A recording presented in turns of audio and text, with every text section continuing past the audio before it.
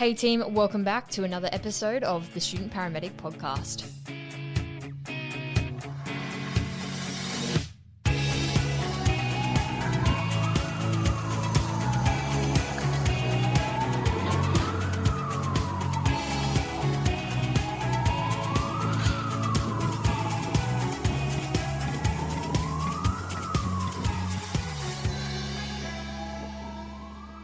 Hey team, welcome back to another episode of the Student Paramedic Podcast. My name's Alex, I'm your host today, and today we're having a chat with Ben Meadley. Now, Ben is a MICA flight paramedic for Ambulance Victoria, and he's currently doing his doctoral project where he's researching the physiological and metabolic health of paramedics. So we're going to have a chat today a bit about that, but we're also going to have a chat about the importance of getting into research to advance the paramedic profession. So Ben, thanks for joining today. Would you like to introduce yourself a little bit? Yeah, thanks, Alex. I'm a MICA flight paramedic, as you said, or intensive care flight paramedic, as it's generically known. I've been a paramedic for nearly 23 years and currently undertaking a PhD at Monash University, looking at paramedic health and wellbeing, and I do quite a bit of teaching at Monash University. I'm currently half-time at Monash for 2021. Teaching into the undergraduate and postgraduate programs and sharing that with my clinical work at the helicopter base. Very interesting. So what made you want to get into research, and particularly the fact that you're not necessarily looking at the patient side for research, you're looking at the paramedics specifically? Yeah, it's interesting. Along the way, I never really sought out to be a researcher. I had a background in exercise physiology before I was a paramedic. And when I did that undergraduate degree, it's very research focused. Certainly the outcomes of research drive a lot of the practice in sports science and exercise physiology. So I got an interest in that area during my undergraduate degree, which was not really related to paramedicine, obviously, but there's a lot of crossover in regards to human physiology and anatomy and pathophysiology. So there's that kind of interest there. Then I went about my clinical career effectively for the next 10 to 15 years, and I picked up a few interests on new techniques or medications or whatever it might have been along the way, and just kind of delved into a little bit. So I never sought to be a researcher. It kind of just evolved and happened because as you would all appreciate, and your listeners would appreciate, you end up with far more questions than you do answers in this profession. So you find yourself asking a lot of questions, and sometimes you need some pretty robust and evidence-based research to drive whatever the change might be, or to gain a further understanding of a certain area. And then to explore that a bit more, there's a lot of things in paramedicine that we do that we inherit from the wider health service, whether that be in primary care, critical care, wherever it might be. And there's a lot of people doing really good research in those areas. For me personally, with a range of different commitments, including family, work. I live in regional Victoria, which limits some things that I can do, but for a larger benefit. And that kind of meant that the time I was going to spend on completing a PhD had to be something I was really driven to do. So to bring that full circle back to my undergraduate training and then encompass the profession, I kind of lent towards that interest in paramedic health and wellbeing, with a focus on the things that I've got an interest in personally, which is physical activity and general overall good health, nutrition, sleep, and the links then are the effects that the profession has on individuals, and what general health means to paramedics and how we can promote that and promote career longevity, minimise industry, and keep people happy and healthy and able to deliver good patient care. That sounds very interesting. And there isn't a lot of information or studies out there specifically tailored towards paramedic wellbeing. So do you find that hard, or are you, not having previous information to draw on or do anything, so having to do that all yourself and start that research around what you're looking at, because there wouldn't be anything? Yeah, you're right. So generally speaking, the tradition is in a PhD, you start with a systematic literature review, and that's the basis to drive the further projects. And that became quite complicated in this space because, well, one, my project's fairly diverse, but secondarily, there's limited information, and people do publish literature reviews and systematic reviews on limited information quite frequently, but it just didn't really fit. So what you're suggesting is actually right on the money. There's a big gap. And I had initially thought, well, we can cover a lot of that. As it turns out, and as anyone else who's been involved in research could attest to, you do have to stop somewhere within the bounds of a project, because it's complicated to do good, robust research. So I'll answer a few questions, but not as many as I thought at the start, that's for sure. But there is a lot of work to do. There's a lot of strategies, a lot of confounders as well to the research. So age, background, personality type, accessibility to good health in general, the shifts that people work. There's a whole range of things that can change the outlook for people. So I've just finished this afternoon actually a paper looking at the flight paramedic group that I work with, and their cardiovascular and physical activity levels, or cardiovascular health and physical activity. It's a very small niche group, but it might have some answers for which we can use some strategies to improve paramedic health overall, for example. So yeah, lots of work to do. That sounds intense. So what have you found has been the biggest barriers or the biggest impact of shift work and the role of a paramedic, so like the paramedic profession, on their well-being? So there's a couple of themes that emerge from some of the work that I've done, and that's primarily around the sudden change in your sleep patterns and the circadian disruption that occurs if you've not been a shift worker previously. And one of the big studies we've done is in graduate paramedics in their first year of practice. We look at them on day one when they started with Ambulance Victoria, and then came back and looked at them again in 12 months on a range of measures such as cardiometabolic biomarkers, their physical activity levels. We monitored their physical activity with a Fitbit for a year, literally every minute for 365 days. And a pretty good sample size, so 60 or so. And we've been able to look at the changes that occurred in the first year. And the themes that emerge are certainly a change in sleep habits, a change in variable physical activity. That changes obviously with shift type and the varying fatigue levels that occur. And we did some nutritional analysis as well. And all of these things have probably just shown that first year is a bit of a shock to the system. There wasn't a whole lot of change, but there were some concerns in regards to how people actually started the profession. So there was some concerning behaviours with regards to nutrition, physical activity, some of the body composition that people came to the job with were mildly concerning, because if there is then a trend to have increased cardiovascular disease risk, decreased physical activity levels, poor sleep patterns, then anything you start with potentially puts you on the back foot, I guess, from the get-go. So we'll follow those people up long term, but within the scope of my PhD project, we're only able to really look at that first year. Otherwise, I'll never finish. So we've already got a plan going to follow these people up long term to see where those changes actually occur, because we don't know when these postulated risks to cardiovascular health and the associated elements of good health get affected, whether that's early, late, or in the middle of the career. Absolutely. That makes a lot of sense. And I was having a chat to a graduate paramedic the other day who we were talking about sleep and how that was one of the major things that they struggled with. And I think it was about 6 months into their graduate position, they decided to really research sleep and how best to, I guess, mitigate the effects of shift work on their circadian rhythm and hopefully have a better routine towards sleep. Have you found that there is a best way to, optimize sleep for shift work, or is that something that you're planning on looking at in the future? Or I guess teaching that to students and to graduates at their start of their profession, I guess?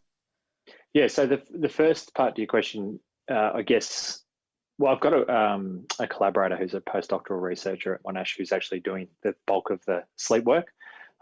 His outcomes are still being processed, but effectively it'll be looking at changes in sleep habit in that first year. So we'll wait and see what happens. the end result is exactly what you said to finish off your question, which was that do we intend on providing education to people how to mitigate all of these changes they're about to face? Absolutely, that's one of the key drivers. And we've brought together a whole bunch of collaborative research, people from various departments at the university into the Paramedic Health and Wellbeing Unit, or the 4U as we call it. And that department is looking at doing exactly what you say, taking the findings we have, bringing the disciplines from around the university together. So, physiology, nutrition, physiotherapy, education, epidemiology, and then taking the information and making sure it translates to useful information for junior paramedics in particular, and not just junior paramedics, all paramedics. But I think, look, even though it's 23 years ago, I remember the shock to the system for me starting shift work. And I'm not really the type of person, especially at this point in my career, who would, and I'm between night shifts as we speak. I'm not the type of person who would say, suck it up and deal with it. It's absolutely not the case. You need to develop strategies to keep yourself well. Because as time goes on, I guess speaking to a range of different senior paramedics, and certainly my experience is it gets worse, not better. You don't necessarily get better at it, because as your life changes, if you have children or you have a partner or somebody else's children or whatever it might be, all of these factors in your life that change over time need adjusting of your schedule. And when I was saying this to my wife the other day, actually, before my first night shift, and having largely worked a 2 10-hour day and 2 14-hour night roster for almost all of those 23 years, and still doing that to this day, before my first night shift, I'd do a bit of exercise in the morning, and then I'd just sit on the couch and just prepare for the assault of a 14-hour night shift, and then you just go into survival mode for 2 days, basically. But today, sometime later, that day is not sitting in front of the couch. It's getting the kids to school. It's getting the washing done, getting the lawn mowed, whatever it might be. Then doing some exercise, and then realizing suddenly it's 3:30 and I've got to go to work. And then hoping that it's not too busy because I'm, tired before I've even walked in the front door. So you have to be a bit cautious about that as time goes on. But it's an evolving strategy that you'll have to manage throughout your career. And we would like, as a result of the research, to inform people on how to manage that best, because there's also no one size fits all. People have different innate circadian rhythms themselves. Some people are night people, some people are morning people. And you kind of develop all of these strategies over time and what works best for you. That's really interesting. So have you already found some really good strategies that mitigate the effects yet that you can talk about, or not just yet? We don't have anything that is research-based per se. Again, it's largely an anecdote. And I think people go into a process of finding it out for themselves. There's really kind of core advice, if you like, that is, 1, that sleep is good, 2, you need to protect your sleep, and 3, there are some research-based concerns that people probably aren't sleeping the way they used to, in the sense that there's distractions to sleep more than there ever have been. It's well known and well researched that smart devices, for example, in the bedroom are probably a threat to good sleep for a lot of people. And I personally, grew up largely without those devices, and they're only an advent of the last 15 years or so for me. And I've been very conscious to make sure that's not part of it. But we also, understand that that's not necessarily the reality, because if you've only grown up with those devices around you, well, then that's the normal. And it can be really, really challenging. Now, in saying all of that, the point you made earlier was really valid, in that you spoke to a graduate paramedic who's gone away and done some research and actually actively and proactively tried to sort out their own sleep habits to try and manage it, because it is quite confronting, especially in those first couple of years. And if I expand that out to the rest of the stuff we've looked at, even though I said some people come to the profession probably a little bit in a concerning state, again, my experience anecdotally, and certainly within some of the participants within our studies, is actually really quite far the other way.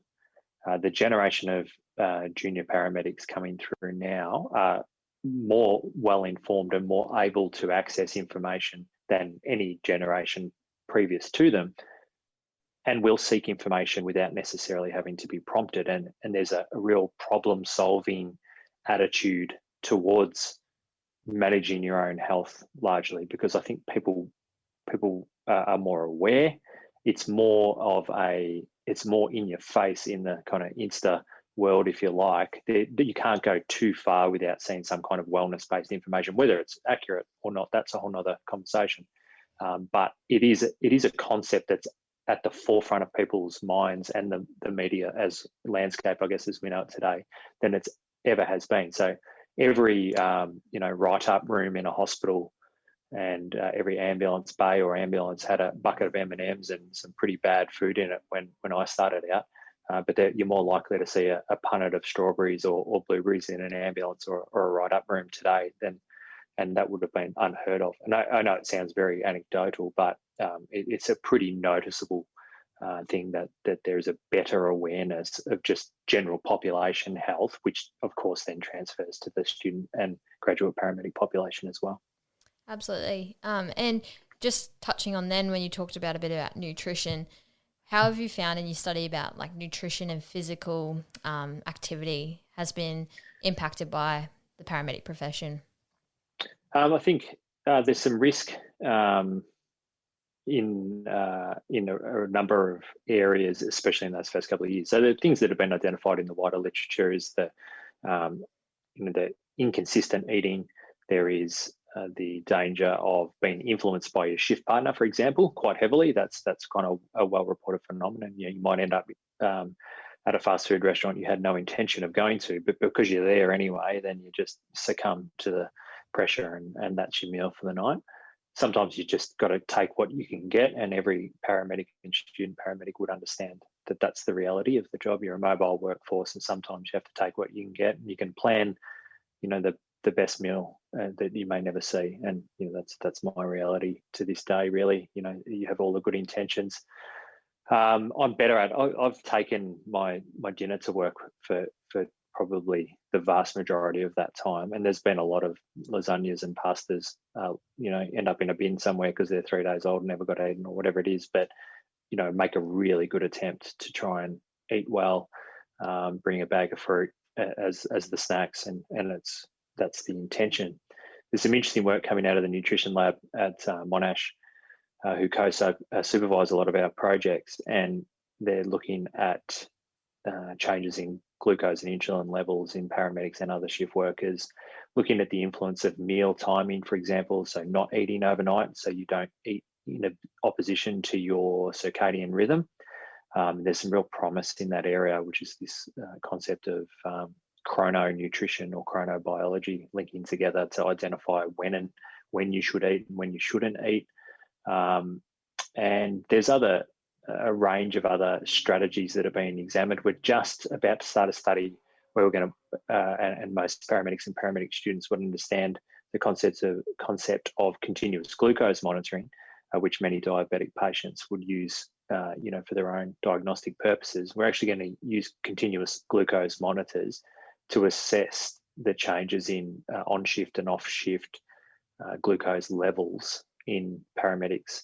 And that study will start actually in the next couple of weeks, which will be super interesting, because I think a lot of people working in paramedicine will talk to you about the crashes and then the sugar headaches from the half a bag of snakes or whatever it is. So it's going to be really interesting to align dietary patterns with changes in glucose level. These things point to significant risk of cardiovascular disease and the onset of type 2 diabetes. So there's a lot of really promising work, which hopefully then drives advice. I'll get to the physical activity in a sec, but the hardest thing to do in the world is change human behaviour. And when you introduce complex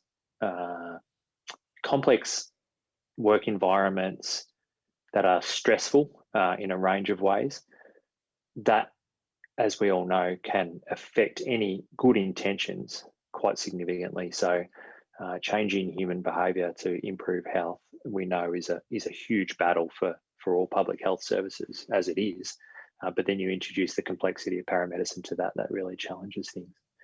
With physical activity, the things that there was a paper released about 48 hours ago that was done on 15 Ambulance Victoria paramedics by a bunch of collaborators from a couple of different universities looking at steps per day amongst other things. And I can send you the link it's an open access article so people can have a look at it. And it looks at the amount of steps per day that the paramedics have done. And we did the same study, which haven't got to publish it yet, that looked, among other things, at steps per day. And it was interesting that the numbers effectively were identical in their cohort as to ours, which were two separate groups. But that was two groups of Ambulance Victoria paramedics working on the road.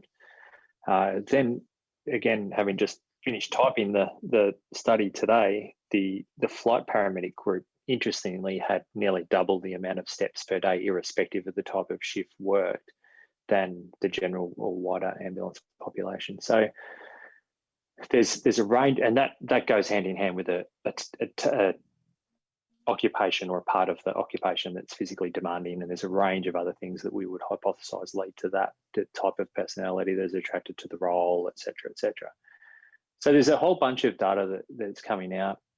We know that the things we want to see improvements are in probably steps per day as a lesser of the two, but the most important thing is this idea of moderate to vigorous physical activity and the amount of minutes per week people can undertake that type of activity.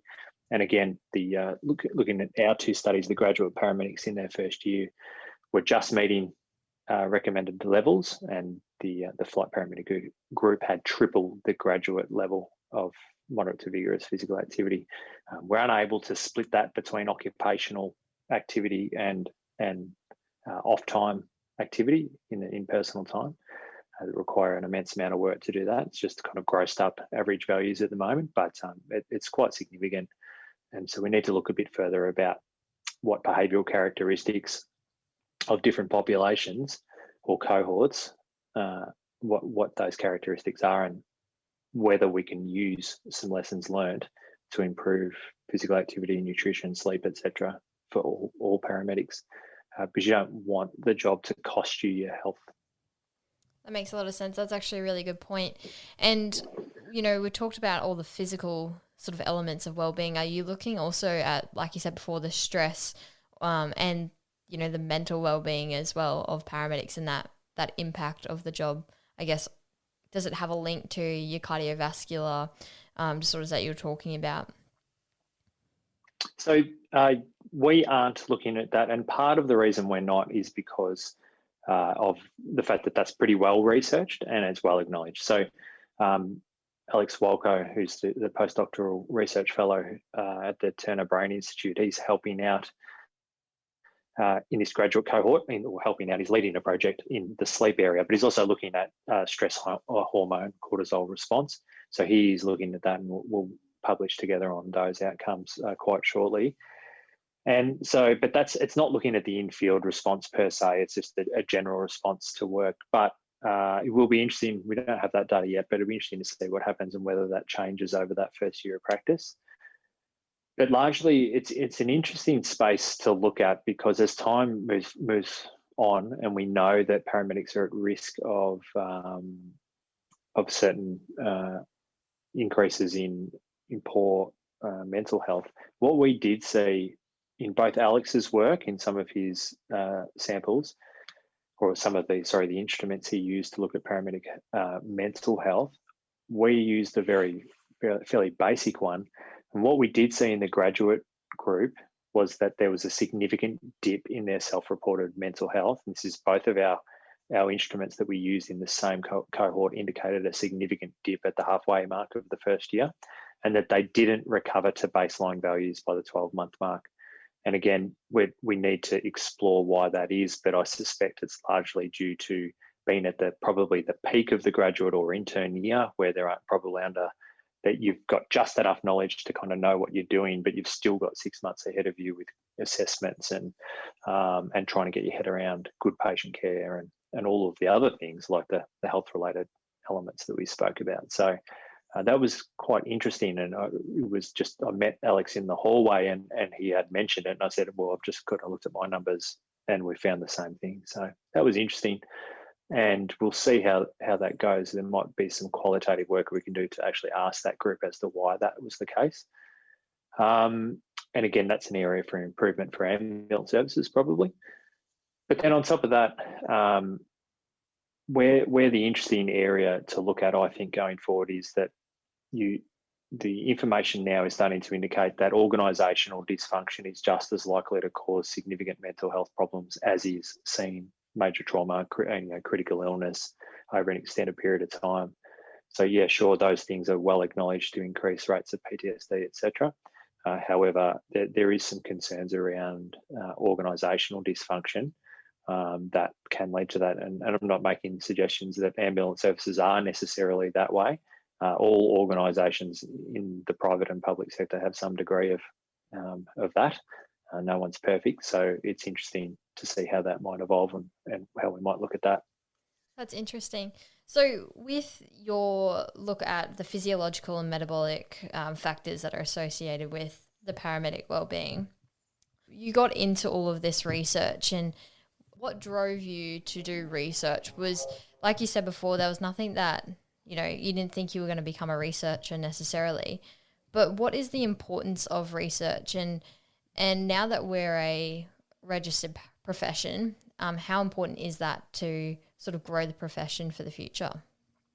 Yeah, it's a very good question. And one of the first part is for me personally, again, it was just that drive of finding a question and not answering it. So the other half of my PhD is looking at physical employment standards. So the type of physical test you might need to do to become a paramedic.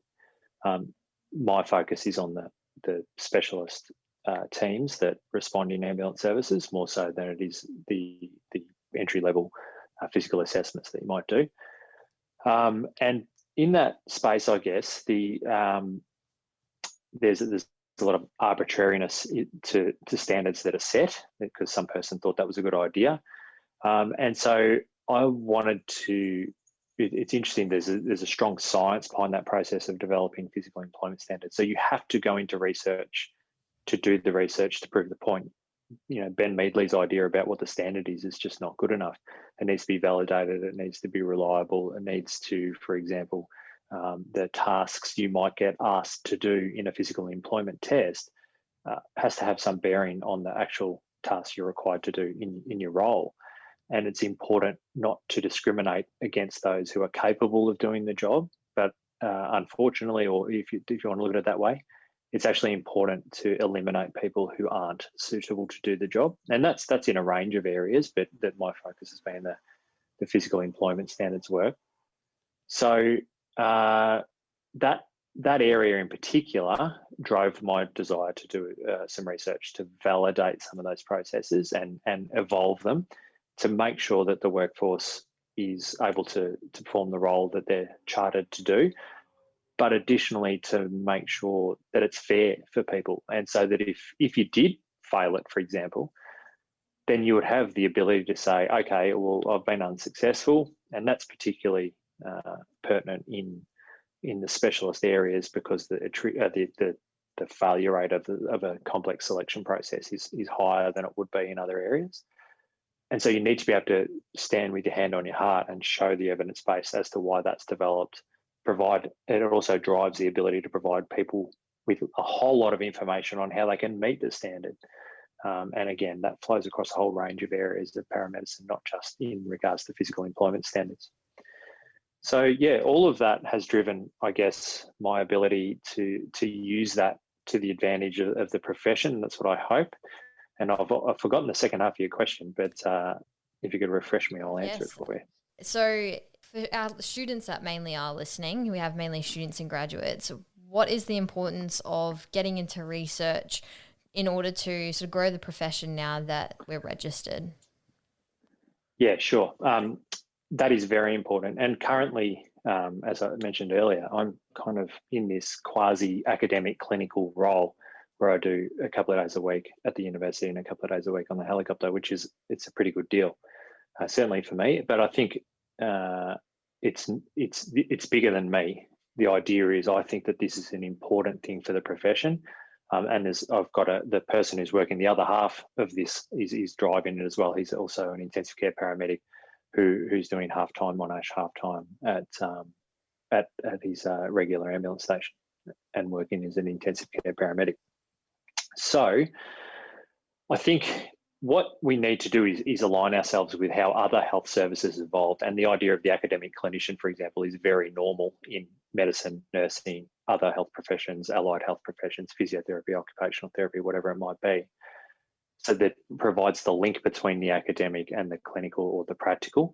And it also, that constant relationship and that interaction between the research and academic part of our profession and the operational and clinical part means you can answer those questions as you go. You can have the drive for important projects. Whether people often will say, well, we need the X procedure. That's really important for paramedicine. And so we'll go and prove it, because when we're not practicing patient-centered care, unless the thing that we're trying to provide the patient has any utility in improving their outcome. And there's a lot of controversies in that area. And one big notable one is paramedic-led RSI, which is always something that's spoken about, but is also incredibly complex from a research and evidence point of view. And there's for example, a historical study that was done in Ambulance Victoria that said it might improve outcomes, but that's getting old now, and it's time to relook at what the evidence says today with contemporary practitioners and a changing overall health system. So it's important that we're honest as a profession with ourselves. We don't become too academicalized, if that's a word, in the sense that that's all we're thinking about. We have to balance it out with the collective experience of the profession, but together that experience and the evidence base is what drives the profession forward, and it helps you go forward, us go forward as a profession to represent ourselves well in the wider health space. And there's a lot behind that, and we're moving into that era of paramedicine fairly quickly, which is great. That makes a lot of sense, and that's a really good point in the sense that we need to be able to prove the things that we want to be able to do or shouldn't be doing. Have you found that all the research that you've done from now and in the past, has it helped you in your role as a MICA flight paramedic now? Yeah, definitely. And I had a conversation with a student, shall we say, who in one of the courses I teach, about a complaint that there was too many questions in an exam based on epidemiological information, for example, which I can see how people might think that asking someone, the rate of incidence of a disease process or whatever it might be irrelevant to putting a cannula in. And it can be very easy to get technically focused and not think that academic information is useful. But in fact, the research, or reading the research, or doing the research, and certainly I've got a background in a range of clinical projects that I researched before I undertook my PhD, and a lot of that stuff, drives my practice to this day. Ultrasound might be an example. There's bits of pre-hospital ultrasound that are useful, and there's bits that probably aren't, and that's linked to the research. And so I focus on where the evidence base is, which is likely to benefit the patient. So absolutely. And then you can use that research not only to drive your practice, but to change policy as time goes on. And you won't be able to change things, and all paramedics and students will look at clinical guidelines over their careers and go, I don't agree with that. That's fine. It's absolutely imperative that people don't agree with it, because that's how you drive the change, but you'll only drive the change through research. It doesn't necessarily mean you have to go out and do the legwork yourself, but it might be that you collaborate with someone and start to learn about how you can drive change. And that is heavily reliant on really well performed and kind of systematically undertaken research that is strongly then supports your practice or refutes it, whichever it is. So it's important to be fairly agnostic and non-biased in all of those ways. And a lot of people have firm ideas about what's the right thing and the other right thing to do or not, but that may be contrary to or supported by the evidence. So it just has to be there to drive change. That makes a lot of sense. So even with that, with all the research you're doing now about the physical health of paramedics, has that all your research that you've done and prior to, I guess, finishing it, has that changed the way that you've approached shift work and the way you've approached the job?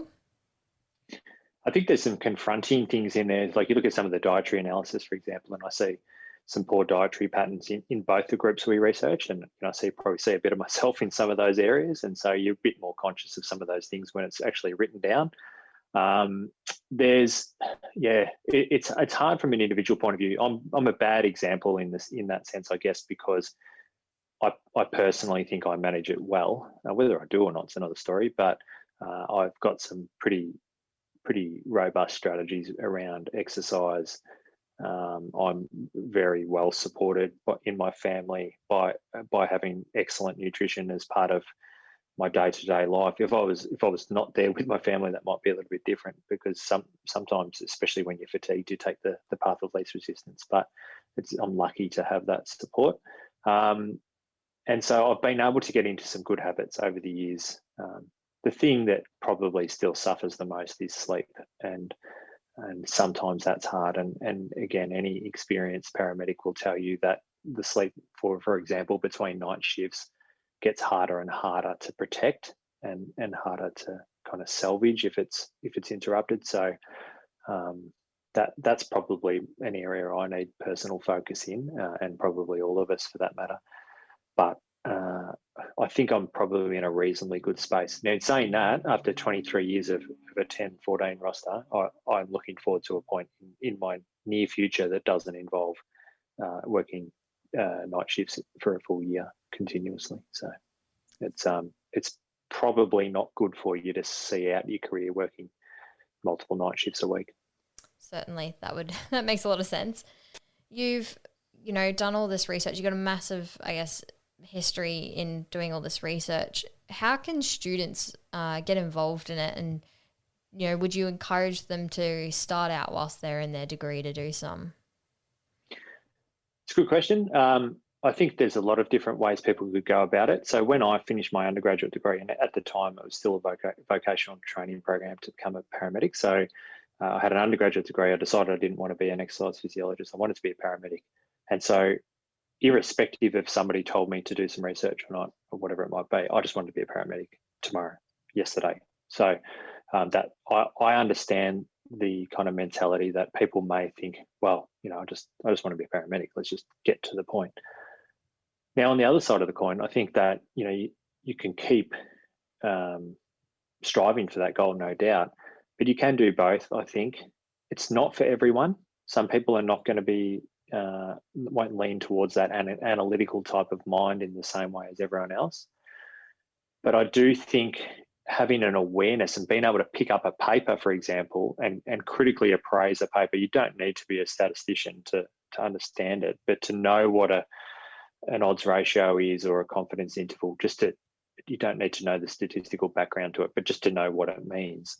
At the minimum, I think you should be able to critically appraise a paper that says something that's been published, and it says, needle decompression is really good and never has any problems. Well, then you should be able to critically appraise that paper to say, well, this is not particularly well researched. Or contrary, you find a study that says whatever the outcome is, and you go, well, that's a really well done study. So you kind of got to look at that and take what it says. Now, if you want to take the next step, then honours programs are the good place to start. One thing, if you want to kind of lean towards how my career evolved, by the time, I'm not the youngest person by any stretch of the imagination, but by 32, I had been an ALS paramedic, a MICA paramedic, a MICA paramedic clinical instructor, worked on the single responder unit, and I was on the helicopter. And then shortly thereafter had, clinical instructor experience on the helicopter, et cetera, et cetera. So kind of by my mid-30s, that is pretty much the clinical endpoint in Ambulance Victoria, from that kind of critical care space, not around the rest of the service. And then I'm like, okay, well, what do I do now? So I guess one piece of advice would be, if you're considering doing something like honours and you're thinking, well, I'm going to miss out on being a paramedic, I've got to do that now, then maybe you use that time in the immediate post undergraduate phase to consider something like an honours program. There's always opportunities down the track to do master's programs that might involve research, and then PhD, of course. But I didn't start my PhD until I was 41, and I'm not particularly concerned about that in any way. And I probably rushed my clinical career early, and then have found myself, wanting. And I'm 44 now, and I've been on the helicopter for 12 years. So that sounds old to a lot of the listeners, no doubt, but I've still got 20 years of my career to go. So so that's just something to think about, that if you're at the bottom end of your career and you're going, well, I've got to get out there and get clinical exposure and experience, something like an honours program is a really worthy consideration, because it'll tell you whether you're interested in research or not. By the time you get to the end of that year, you'll have a pretty good idea. And there's a lot of really, really good people who mentor people in paramedicine honours programs around the country, and they're a great opportunity to explore research if that's something you want to do, and it gives you another string to your bow to move forward in the profession. And I think the opportunities for things like academic clinicians, for example, they don't have to be intensive care level or extended care level paramedics. There's no reason an ACP or ALS level paramedic can't be an academic clinician. It doesn't require a critical care skill set. And I would really hope that the things that we're doing now is starting to drive that idea of people working for ambulance services and universities concurrently in a range of clinical roles that allow for that interface. Because the real world of ambulance is not flying around in a helicopter, I can assure you. The real world of ambulance is out providing primary health care and solving the problems of the wider community, rather than picking and choosing major trauma jobs or whatever it is. That's a really good way to put it, and hopefully our listeners who have considered doing research or anything like that do consider doing honours programs or get into it. So I'm mindful of your time, and I do appreciate you coming on today. So I'll go through our last 3 questions. They're the 3 questions that everyone gets asked on this podcast, to give students the opportunity to hear the different answers to the same one. So the first one is, what has been your biggest mistake that's resulted in your greatest learning?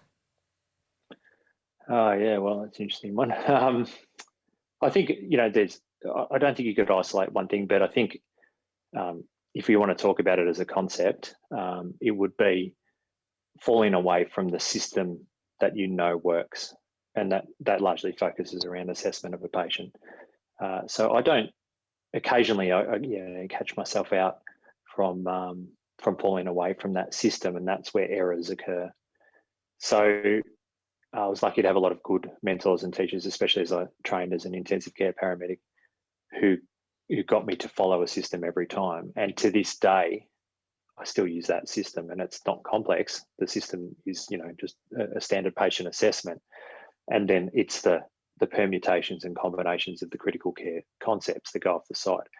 I think that the cognitive load that is your burden in this job is high enough as it is, that you don't need to complicate it anymore. In fact, I spent a great deal of my time simplifying the core requirements of what's needed to be done. And if I find myself not doing that, overcomplicating things and falling outside of a not regimented, but a systematic process, then I think that that's where errors might occur. So I would always read out the label of a drug, for example, before I give it. If I don't do that, well, then I can identify historically that's where I've made a medication error, when I haven't followed the process that I know works every time.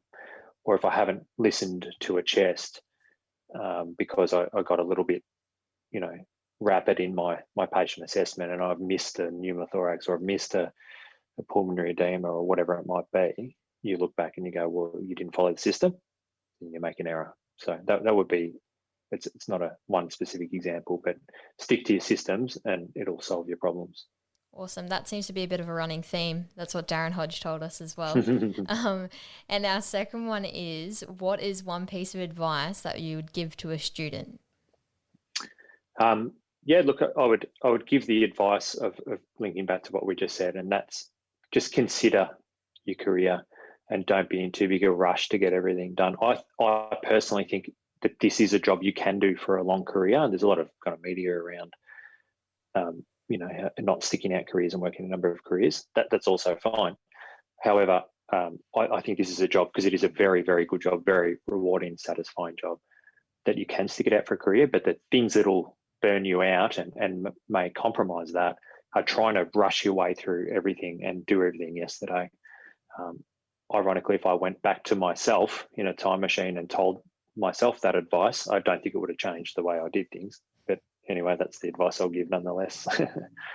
Oh, that's so true. And that's interesting what you said about the whole you could be in the job for a long period of time, because we talked to Todd Weir, who's the director of Priority One, and he mentioned that they actually find that a lot of people, once they become a graduate, they actually stick in the job for quite some time. Yeah. No, it's a great job, but you do have to be realistic and just kind of think about your progress pretty early. The answer isn't helicopter every time, because it may not be for everyone, and it's difficult to get there for everyone. So fair enough. So, and then our last one is this one always stumps me because it's a tongue twister, but it's what did you used to believe to be true that you no longer believe to be true? Yeah, that's a pretty easy one, and it speaks to the student paramedic population. We're not an emergency service; we're an extension of the health service, whether that be primary health care or critical care. We just tailor the service to the patient. So I think that the generation of paramedics who are currently students and in their early career actually have the best appreciation for that than anyone, because I think the universities now are starting to really be honest with people rather than sell the lights and sirens. They're honest with their students about what their expectations are. Doesn't always result that way, but I really do think that that message that it's a very diverse career, and that any of that critical care work, doesn't matter where you are, can be reflected by walking into any emergency department in Australia or New Zealand or wherever, and there's only 2 or 3 resus bays, but there's 40 general cubicles. That's the health system right in front of you as a proportion of the work that you're going to see for your entire career, because not everyone's critically unwell. In fact, very, very few people are. And that the job that we do, and that includes me, I go to far more broken ankles than I do, severe multi-trauma patients. So, the reality is the job we do is providing primary healthcare, analgesia, and patient support and reassurance, and then occasionally, you shine. And so, I'll finish that one with an anecdote from a very wise and respected colleague who calls, especially the pointy end paramedics, racehorses. They get all the nice things. They get a nice stable. They get fed well. They get washed once a week. They trot them out. They go flash around for a couple of minutes and do all their exciting things, and they get put back in their stable. So that's a small percentage of ambulance. It's not the reality of ambulance. That's great. Thank you so much for taking the time to have a chat to all of our listeners. You've provided some great insight into your research, also for students on how to get into research and why they should. And I love those little bits of pieces of wisdom at the end. That was awesome. Thank you so much. Thanks for listening to this episode of the Student Paramedic Podcast. You can connect with us on Instagram, Facebook, Twitter, or you can email us at studentparamedicpodcast@gmail.com.